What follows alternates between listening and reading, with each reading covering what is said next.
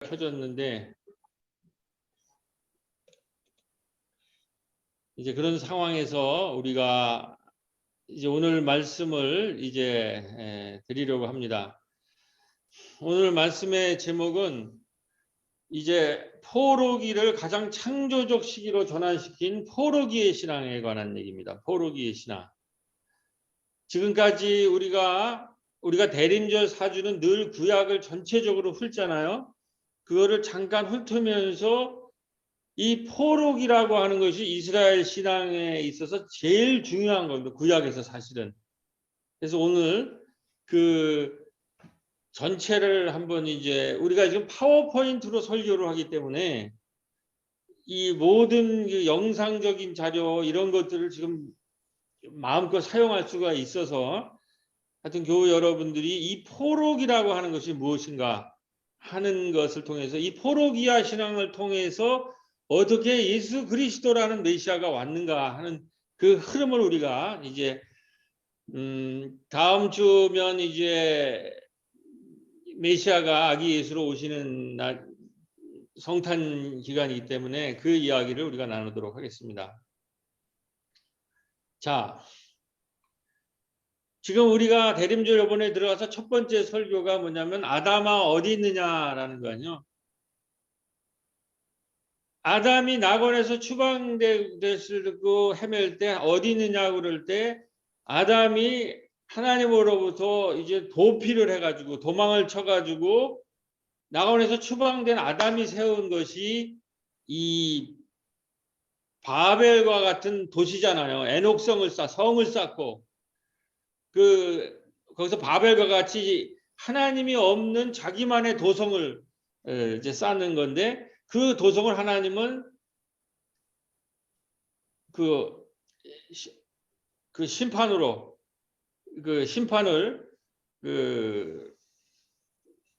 하시죠. 홍수로 심판을 이제 하시고 그리고 나서는 이 자기 하나님으로부터 하나님을 외면하고 스스로의 성을 쌓고 그 도시 문명이라고 하는 것이 우리가 여러 차례 말씀하듯이 성서의 도시 문명이라고 하는 것은 구약의 도시 문명이라는 것은 전부 약탈에 기초를 하는 거예요. 약탈. 그래서 인류 최초의 이 문명은 전부 전쟁과 약탈에 기초한 것들이 근동지방을 전체를 지배를 했는데 여기서 최초로 약탈과 전쟁에 기초하지 않는 믿음의 백성을 불러내는 거죠. 그래서 지나가는 나그네들을 불러다가 환대를 하면서 아브라함이 축복을 받잖아요. 환대 문명이 등장하잖아요. 그래서 이 전쟁과 약탈 문명에서 아브라함과 이삭과 야곱이라고 하는 믿음의 백성을 불러내서 그들을 평화의 백성, 환대의 백성으로 만들었다. 이게 첫 번째 시간에 우리가 공부해요. 이게 창세기의 주제라는 거예요. 두 번째로 이 환대의 믿음의 백성이 이 애굽이라는 제국에서 탈출을 하게 되죠. 애굽이라는 제국에서. 그게 출애굽 사건입니다. 그런데 이번에 우리가 출애굽 사건에서 주요한 거는 만나 경제라는 거죠. 이 출애굽의 핵심은 파라오가 이스라엘 백성을 어떻게 지배했냐면은 큰 곡식을 하는 저장 창고를 람세스에 져가지고 잉여 생산물을 저장하는 걸 해서 귀족들은 이 잉여 생산물을 만드느라고 이 노예들을 그렇게 강제 노동시키고 혹사시키고 자기들은 그 잉여 생산물이라는 것 때문에 이렇게 귀족적인 생활을 하는 거예요. 이게 나쁜 경제 제도라고 해가지고 이 출애굽을 시켜서 만나 경제 하루 먹을 거는 무조건 주지만 하루 이상 더 저장하려는 것을 썩혀버리는 거죠. 그리고 안식일 전날만 이틀 거를 주고 그래서 저장을 하고 잉여물을 만들어서 이 계급을 만들고 요즘 말하면은 양극화가 돼가지고 1, 2% 사람들이 이렇게 풍요를 구가하는 그래서 그러한 이념을 만들기 위해서 약탈을 하고 전쟁을 일으키는 이 제국의 문화, 애굽의 제국 문화에서 탈출해서 만나 경제를 하루 먹고만 하고 평등하게 노예도 해방시키고 7년마다 일주일에 하루는 쉬게 하고 7년마다 안식년을 주고 50년째 되는 것은 모든 빚을 다 탕감해주는 이런 신현사회, 신현공동체를 세운 것이 구약의 주제라는 거예요. 그래서 창세기 출애굽기 내용을 이번에 그렇게 얘기를 했고, 세 번째가 뭔가 지난주에 그런데 이게 그 초기 정신이 다 썩어 문드러졌어요. 왕조를 세우고 다윗 솔로몬 왕을 세우고 왕들이 세우면서 이 왕들이 그 야훼 하나님의 그 신현 정신, 평등 정신, 만나 정신, 그다음에 안식년 정신 이런 걸 다 뭉개고 그냥 이 세속의 화폐제도 그 돈 이런 거를 섬기는 오늘 그 우리 공동 그 교동문에 나 여기에 전부 매몰이 돼가지고 이 초기 정신이 다 붕괴됐을 때 왕 중에서 요시야 왕이 개혁을 하죠. 그게 지난주 얘기예요. 그런데 이러한 썩어 문드러진 이거를 전부 하는 그곳이 이런 썩어 문드러진 그 야훼 초기 신앙을 배반한 그것이 어디냐면 산당에 곳곳에 지방의 산당에 이것이 근거지가 된다는 거죠. 오늘 우리 한국 사회에서 이 개혁을 방해하는 그 첫 번째의 이 산당이 검찰이고 두 번째 산당이 언론이고 세 번째 산당이 이 구구 기독교라는 거예요. 그 말씀을 드렸어요. 그래서 개혁을 원한다면 산당을 폐하라는 거예요. 검찰, 언론, 우리 극우 개신교뿐만 아니라 우리 마음속에 있는 산당, 안식일을 지키고 평등하게 공정하게 살고 서로 분배하고 나누는 이러한 초기 정신을 다시 회복하자라는 거예요. 자, 그랬는데 이스라엘의 역사는 결국 어떻게 가느냐? 하나님 말을 끝내 이 사람들이 듣지를 않습니다. 이스라엘이 초기 정신으로 돌아가지를 못해요.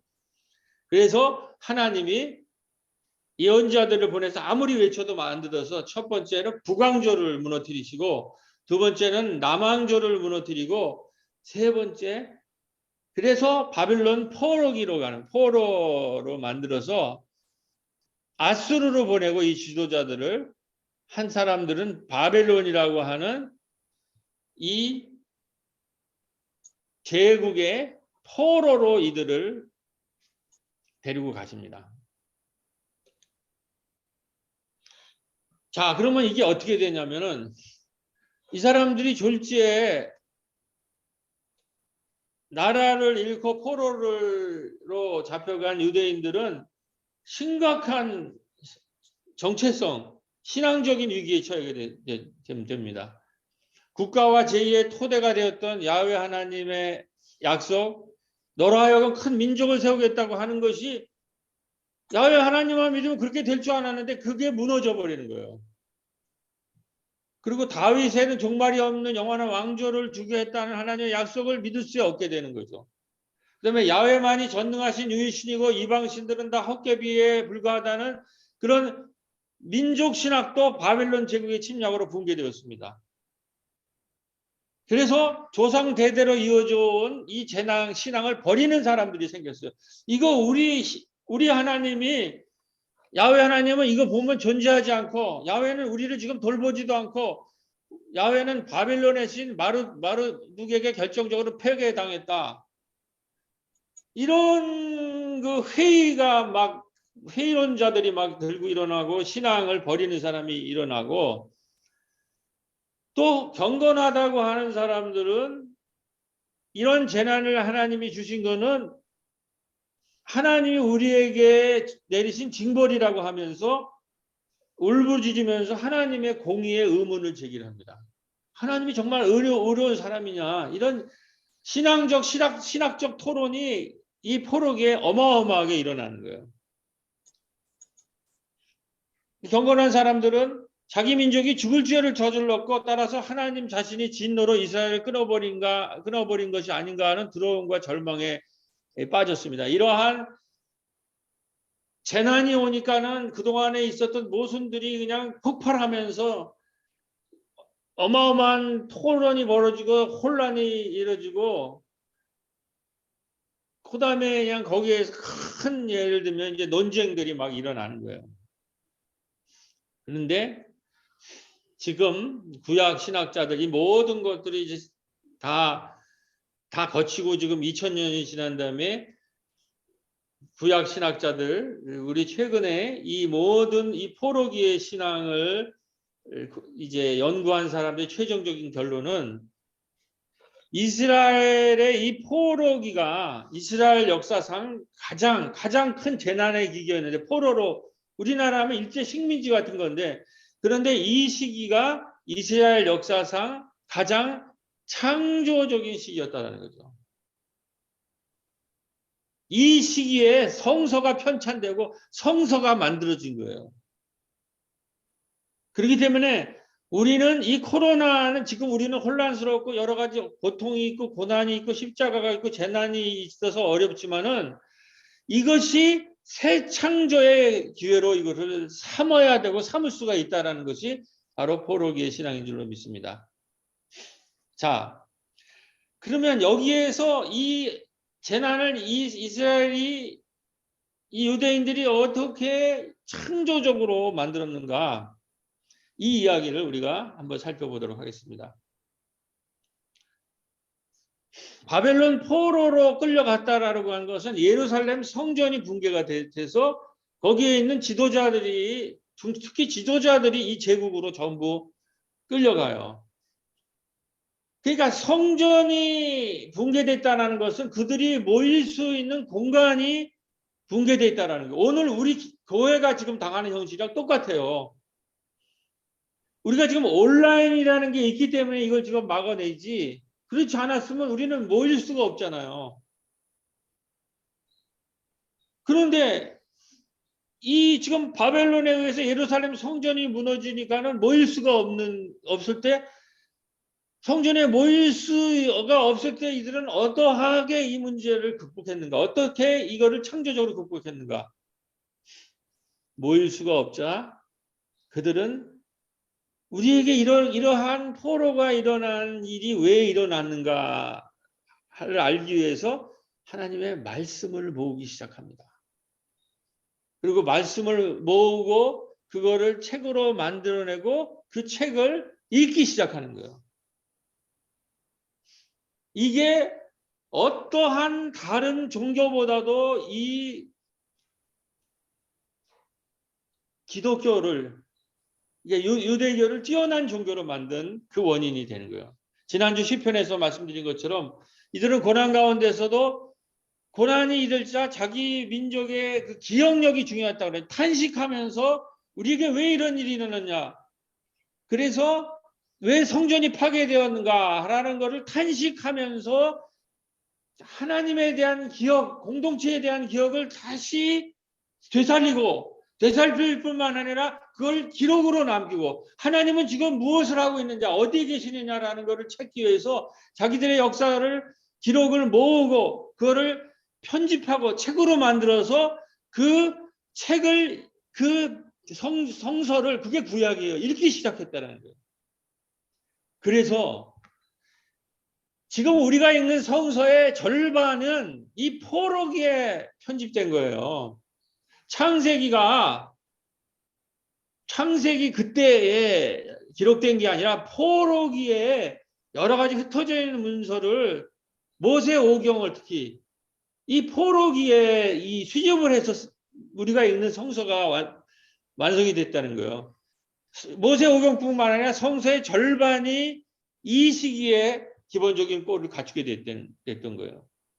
그들은 그때까지 구전되거나 문서로 보존되어 온 역사서와 제2법들을 수집하고 편찬하고 확정하는 작업을 시작합니다.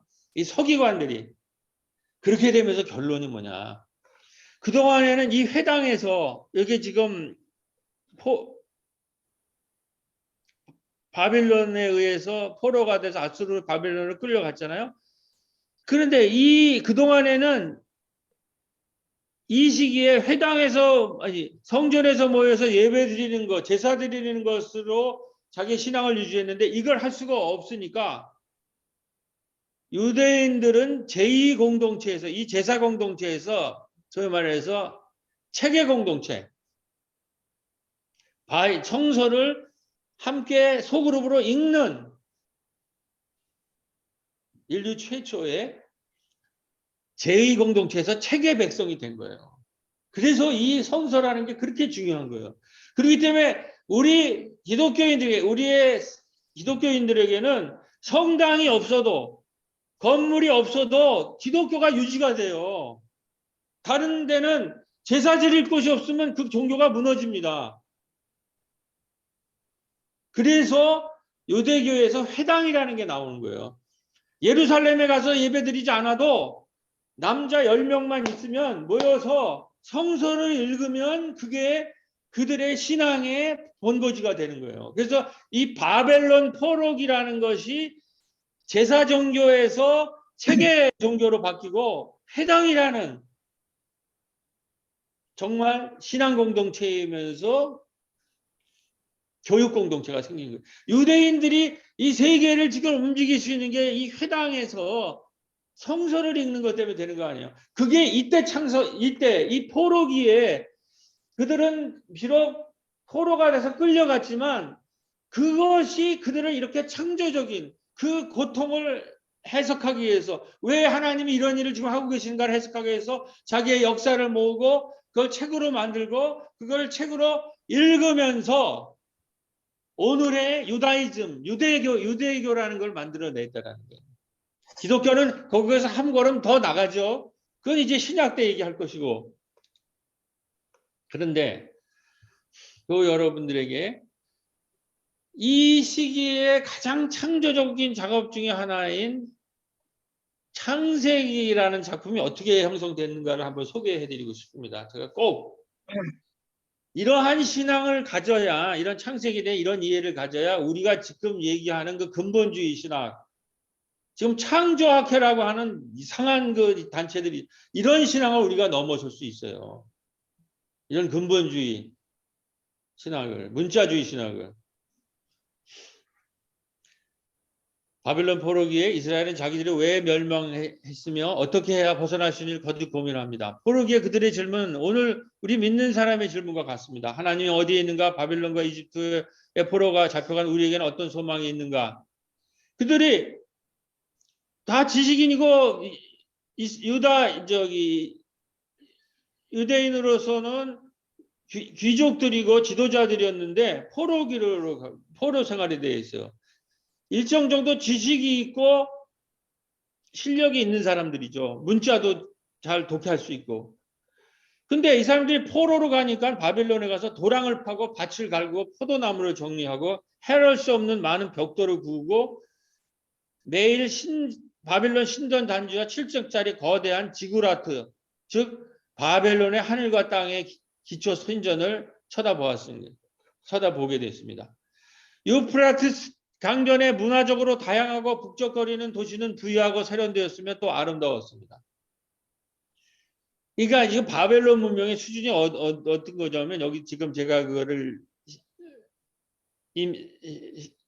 시각 그걸 가져왔는데 세미라미드 공중정원은 7대 불가사예요. 이거는 사막에 공중에 물을 펌프로 올려서 공중에 전원을 만드는 거예요. 그 당시에 어떻게 이게 가능했는지가 지금 불가사의라는 거죠. 페르가몬 그 박물관이라는 것은 여기에 벽에 그 유약을 발라가지고 이렇게 멋있는 이 사람이 이 정도면 이 크기를 짐작할 수 있죠. 이런 것들을 만들어낸 그 제국의 심장부에 보니까 자기들이 여태까지 이 우주의 중심이라고 하는 예루살렘은 이게 형편없다. 아무것도 아니라는. 굉장히 초라하다라는. 그래서 정말 우리의 신이 야훼 하나님이 최고의 유일신인가라는 걸 의문을 처음에 가져요. 그리고 자신들의 처지를 한탄하고 제국의 문화를 부러워하면서 계속 그 나라의 문자를 배우고 그 나라의 각 나라마다 근동의 천지창조의 이야기들이 있어요. 고대 근동에 보면 지금 창세기 이야기와 비슷한 것들이 고대 근동에 다 그런 창세설화가 있어요. 그거를 창세기는 갖다가 자기들의 지금 포로기의 상황에서 우리들을 이 포로기에서 해방시킬 신이 어떻게 하나님인가라는 신앙 고백으로 만들어진 게 창세기라는 거죠. 이런 상황에서 이 제국에 끌려가서 그들의 신화들도 다 보고 그들의 이런 기가 막히게 우람한 것들을 다 보면서 지식인들이니까 언어를 알잖아요. 그걸 다 보고 처음에는 초라해졌지만은 이들의 준육이 들었지만은 이들은 지식인이고 신앙의 기초가 있기 때문에 한참 후에 이 자기들의 하나님이 누구고 이 제국의 신이 누군가를 해석을 해낼 수가 있었어요. 그들이 해석한 거는 이런 거예요. 저들이 정말 우리랑 상대가 될 수 없이 그 제국의 웅장하고 화려한 건물들을 만들어냈는데 그것을 가만히 보니까 이 제국의 화려한 건물들은 사실은 다른 약한 나라들을 약탈하고 강제 노동을 하게 하는 폭력의 결과라는 그거를 이들은 발견해낸 거예요. 그러면서 저들의 그 제국의 그 어마어마한 건물을 바벨탑이라고 이름을 지어서 그 제국의 거드름 피는 자만과 오만을 의미한다고 적절하게 재해석을 하는 거예요. 이 창세기에 이 바벨론이 나오잖아요. 그게 뭐냐면 그게 크고 위대하지만 그 제국은 무너질 거라는 거예요. 그 영원할 수가 없고 저건 헛개비에 불과하다는. 그리고 저것은 크고 위대하고 하게 보이지만 저거는 사실은 폭력이 만들어진 거 강제 노동을 통해서 이스라엘을 애굽이 강제 노동을 해서 저장소를 만들고 곡식 창고를 만들고 그런 힘을 가지고 거대한 신전을 만들어냈다는 거죠. 그거의 본질을 이들이 파악해낸 거예요. 그러면서 이들이 창세기 5세 5경을 쓴 거예요. 우선은 지금의 우리가 바벨론 제국에 왜 포로 생활을 하는가라는 것을 해석해내요. 그거는 바벨론 제국을 신의 훈육적 목적에 봉사하는 도구로 삼으셨다는 거죠. 우리의 신앙을 훈련하기 위해서 저 제국을 들어서 우리를 노예로 만들었다는 거예요. 그래서 우리를 훈련시키려고. 그래서 그들이 정말 훈련을 해서 제국의 문화라는 것을 뭔가라는 것을 거기서 깨닫고 우리 하나님이 누구나라는 것을 분명하게 깨달으면서 창세기 모세 오경을 이 포로기 때 만들어낸 거예요. 그러면 그들이 고백한 제국의 신과 다른 야훼 하나님, 창세기 야훼 하나님은 누구냐? 우리의 하나님이야말로 예국과 같은 바벨론과 같은 제국의 강제 노동에서 우리를 해방시켜서 안식일을 주신 해방의 하나님이시라. 지금 제국에는 그 화려한 그 건물이나 이런 게 있지만은 이 제국에는 안식일이 없어요.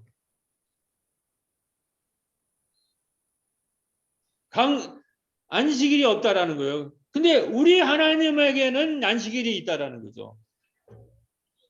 그리고 근동의 도시국가의 약탈 문명에서 아브라함과 믿음의 공동체를 이끌어내신 하나님이시고 광야에서 파라오 제국의 잉여 생산물 저장을 금지시키고 하루 양식만 허락하고 모든 빛을 탕감받고 누구나 평등한 희년의 하나님이시니 결국 우리 하나님은 이 바벨론 포로에서 우리를 해방시킬 것이다.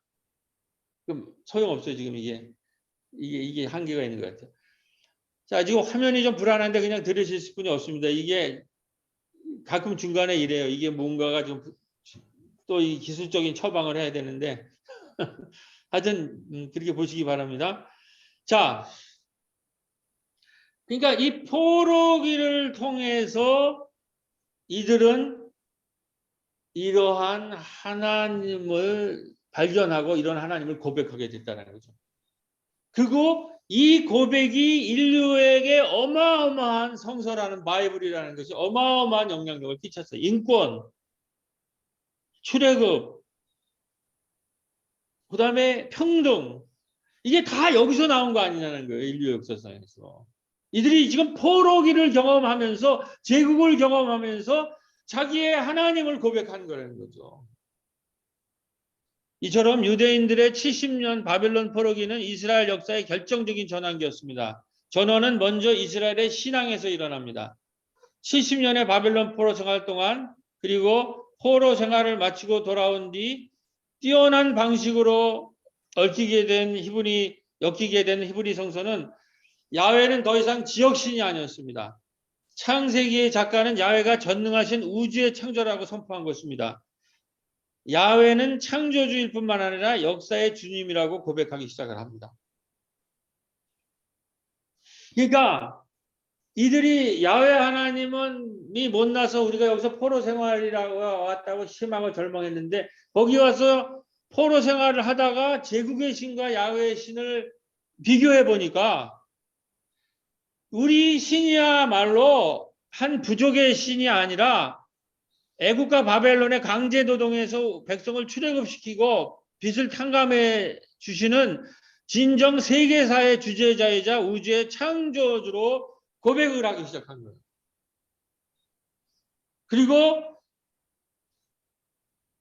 이것이 예루살렘 성전이 파괴됨으로써 성전이 파괴되고 포로가 되면서 제2가 아닌 성서라는 책의 백성이라는 새로운 정치학성을 가진 유대교의 탄생의 배경이 된다는 거죠. 세계 4대 종교의 하나인 유대 기독교라고 우리가 얘기하잖아요. 유대교 구약이 이렇게 해서 탄생이 된 거예요.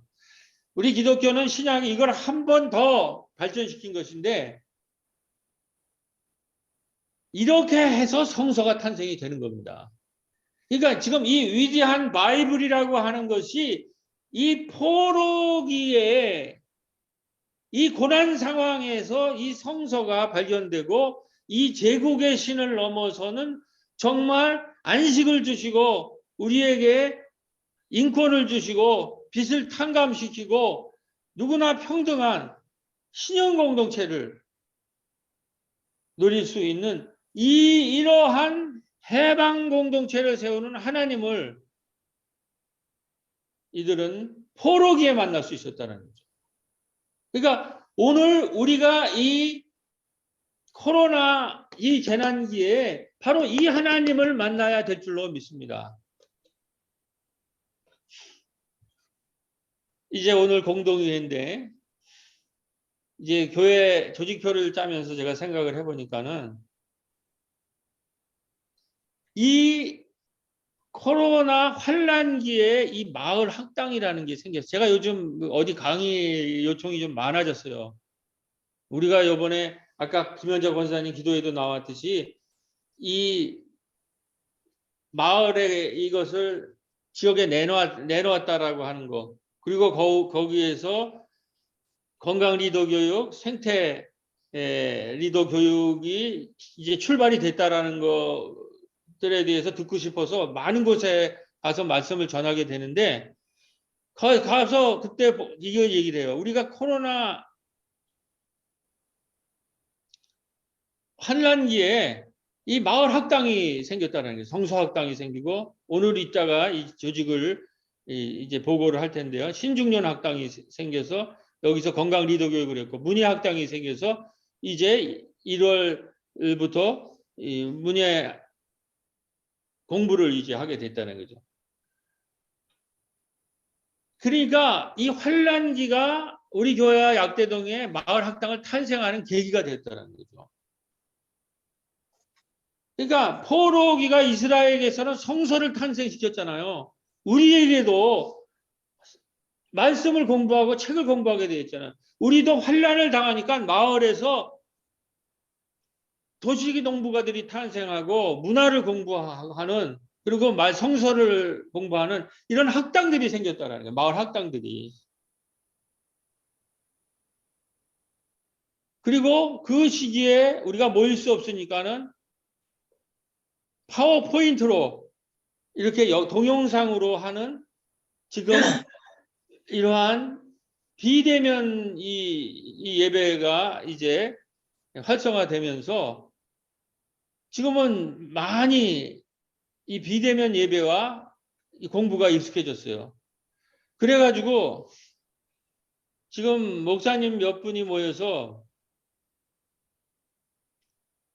온라인 예배와 성서 학당을 했던 것을 우리가 공부에 용기를 내어서 5인방 이 TV를 개설하게 되었습니다. 5분의 목사들이 모여서. 그래서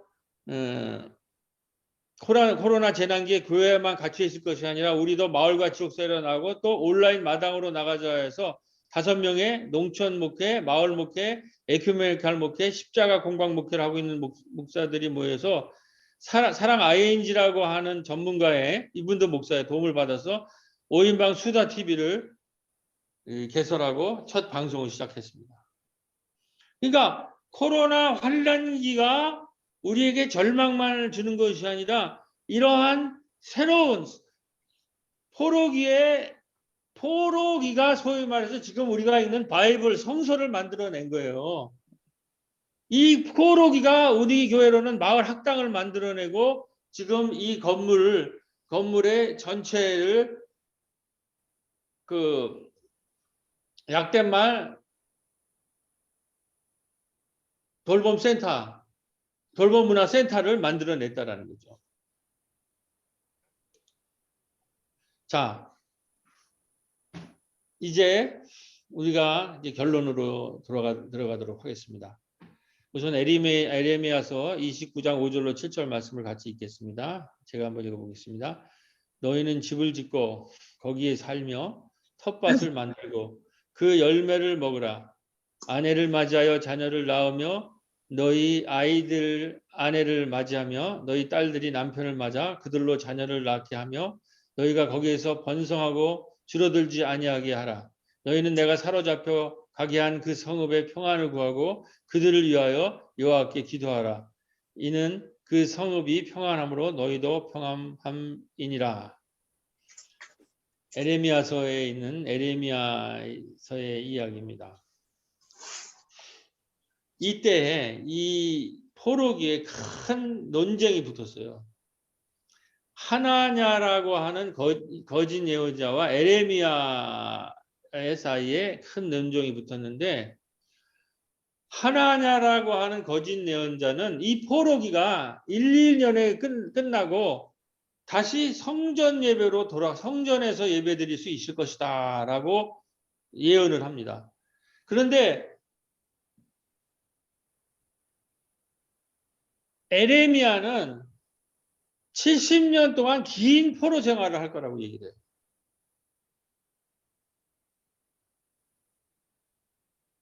이게 지금 거짓 예언자는 2년 안에 회복이 돼서 다시 성전으로 돌아올 거라는 거죠. 근데 에레미야는 쉽게 회복이 안 된다. 70년이나 걸리니까 너희들이 포로 생활하는 그곳에서 텃밭을 만들고 결혼을 하고 자녀를 낳아라. 그래서 거기에 새로운 공동체를 만들라고 얘기를 하는 거예요.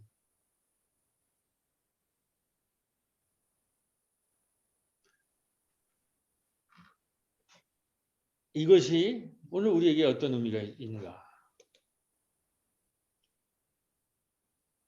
바빌론 포로기를 통해서 깨달은 위대한 진리는 하나님은 성전 안에만 계시는 것이 아니라 모든 곳에 계신다라는 거예요. 우리는 신앙이라고 하는 것은 교회 안에, 성전 안에서 모여서만 가능하다고 생각을 하잖아요. 그게 이 포로기에 깨져요. 하나님은 성전 안에만 계시는 것이 아니라 모든 곳에 계신다. 신앙은 지금 여기서 사는 것입니다. 지금 여기서 살지 못하는 신앙은 아무것도 아니라는 거예요.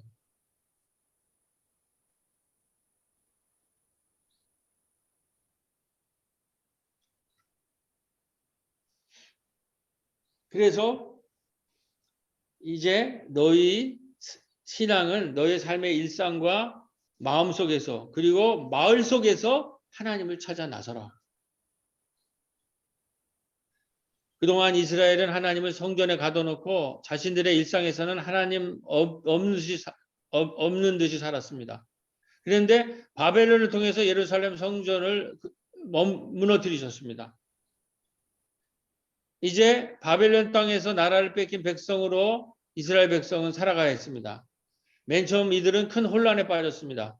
예루살렘 성전이 회파되었으니 성전에 계시던 하나님은 어디에 계시는가? 그런데 머지않아 큰 깨달음을 얻었습니다. 주님이 이스라엘과 내가 그들을 뽑으며 회파하며 전복하며 세우며 새 계약을 세우기 위해 이스라엘에게 포로기를 주었다는 것입니다.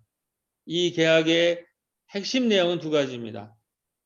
하나님은 성전 안에만 계신 것이 아니라 모든 곳에 계신다라는 깨달음입니다. 그리고 신앙은 성전이라는 건물이 아니라 지금 여기서 사는 것입니다. 지금 여기서 우리가 살지 못하는 신앙은 아무것도 아닙니다. 그러니까 이 포로기를 통해서 이스라엘 백성은 성전이라고 하는 교회라는 건물에서 해방이 되는 거예요. 성전 안에 모여서 예배 드려야만 된다라는 게 아니라 그걸 넘어서서 하나님은 모든 곳에 계신다라는 거죠. 그래서 지금 건물이 아니라 여기서 어떻게 살 것인가, 우리 삶의 현장에서. 주일이 아니라 일주일 내내. 그래서 지금 여기를 살지 못하는 신앙은 아무것도 아니라고 하는 우리의 삶의 일상과 마음과 그리고 마을 속에서 하나님을 찾아 나서기 시작하는 거예요. 이것이 오늘 코로나 환란기에 하나님이 우리에게 요구하는 신앙인 줄로 믿습니다. 자, 우리가 옛날 건물 중심의 이제 교회로는 돌아갈 수가 없습니다. 마음의 새 계약으로 살아가요. 그거를 에레미야는 너희들 마음의 할례를 받고 마음의 새 계약을 갖고 살아라 이렇게 말씀을 했는데 그걸 기억하면서 이제 마무리 기도를 같이 하도록 하겠습니다. 자, 우리 빨간 것을 우리 교회 여러분들이 하시면 됩니다. 다 같이는 다 같이 하시고 저부터 마무리 기도하시겠습니다. 주님, 이 시간 우리의 마음속에는 코로나가 어느 정도 진정되는 상황이 오면 교회가 예전같이 완전히 복귀할 것이라고 생각하는데 에레미야 선지자는 이제 그런 기대는 하지 않은 것이 좋습니다 라고 예언하십니다. 네가 그들을 뽑으며 회파하며 전복하며 세우며 이스라엘 자손도 내 앞에서 패함을 입어 영영이 나라가 되지 못하리라. 주님, 이미 주일 성수라는 개념이 약화되고 2년 동안 자신들만의 삶의 스타일이 형성되어 있기 때문에 코로나 이전 상태로 돌아가기는 어려울 것이라는 것이 예언자적 목회자들의 것이라는 예언자적 목사들의 이야기가 나오고 있는 형편입니다. 주님, 오늘은 새롭게 공동의회의 날입니다.